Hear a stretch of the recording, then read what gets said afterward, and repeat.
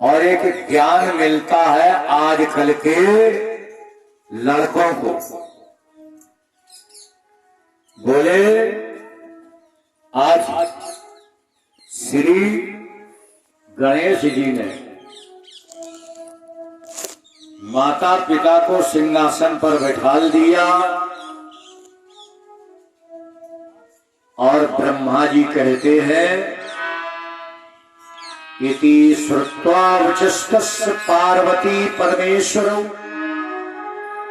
अष्टांतवासने तत्र तत् पूजा गृहाय वै तेनाय पूजितो तो चा प्रक्रांतो चा पुनः पुनः एवं चा कृतवान् सप्त प्रणामस्तु तथैव सः। अच्छा, माता पिता को सिंहासन बिठाया और गणेश जी ने पहले माता पिता की पूजा करी और फिर एक दो नहीं, परिक्रम, कितनी परिक्रमा करी माता पिता की।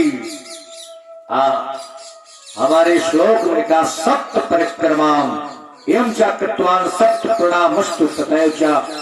माता पिता की 7 परिक्रमा करी और बस माता पिता को प्रणाम किया और बोले लेओ माता पिता शीघ्रम चैवात कर्तव्य विवाहे शोभने मम। अब मेरा शीघ्र विवाह करवा दो, मैंने पृथ्वी की परिक्रमा कर।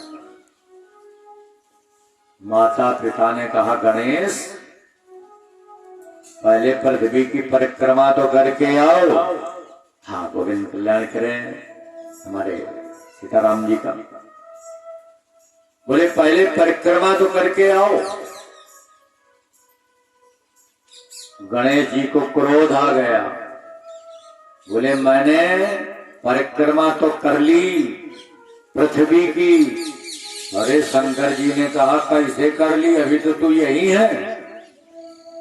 गणेश जी कहते हैं सुनिए हे पिताजी, पित्रोश्चा पूजनम कृत्वा प्राक्रांति च करोत्या तस्सैव पृथ्वी जन्म फलम भवति निश्चितम भवति निश्चितम। बोले हे माता हे पिता ध्यान से सुनिए। बोले बताओ। बोले हे माता पिताजी, जो पुत्र माता पिता की परिक्रमा करता है उसे पृथ्वी का परिक्रमा करने का फल मिलता है, ऐसा लिखा है। बोले जो पुत्र माता पिता को छोड़कर तीर्थ जाता है, जरा ध्यान देना, बड़ी अच्छी बात गणेश जी कहते हैं, जो लड़का माता पिता को छोड़कर तीर्थ करने जाता है माता पिता को नहीं ले जाता।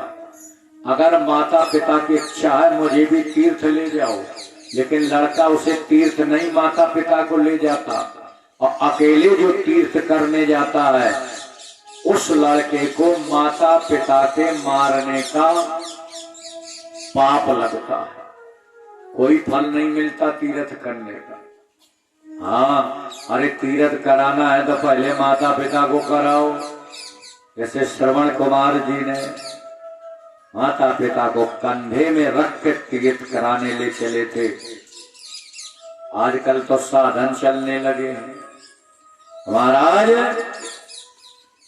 कहते हैं अपहाय गृहे वैवे पितरम तीर्थम तजेत पापम तथा प्रोक्तम हनेन पुत्रस्य चा महत् तीर्थे पुत्रो शरणं पंग। जब अन तीर्थ तो दूरे वही गत्वा संप्राप्ते। देखो लड़के का तीर्थ कहाँ है, बड़ी अच्छी बात। पुत्रस्य महातीर्थे पुत्रो शरणं पंग। लड़के का तीर्थ होता है माता पिता के चरणों में। अगर जिस लड़के ने माता पिता के चरण धुल के पान कर लिए, चरण धुल लिए, समझो सब तीर्थ कर लिए उस लड़का ने। क्योंकि लड़के के लिए माता पिता के ही चरण तीर्थ बताए गए मेरे श्लोक में, मैंने अभी बताया। गणेश जी कहते हैं इदम संगीतम तीर्थम।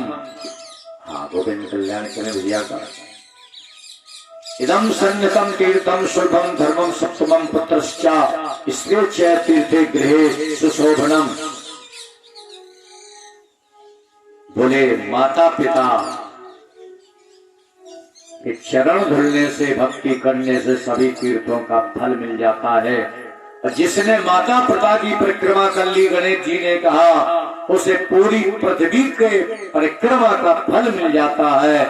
सो मेरा विवाह करवा दो। गौरी शंकर को सोचना पड़ा, बाप इसकी बुद्धि तो बहुत तेज है।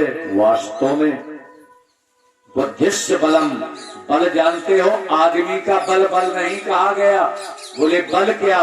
बोले बुद्धिर यस्य बलम तस्य निर्बुद्धे दुष्ट कुलो कुतो बलम। बुद्धि है जिसके, उसी के बल है।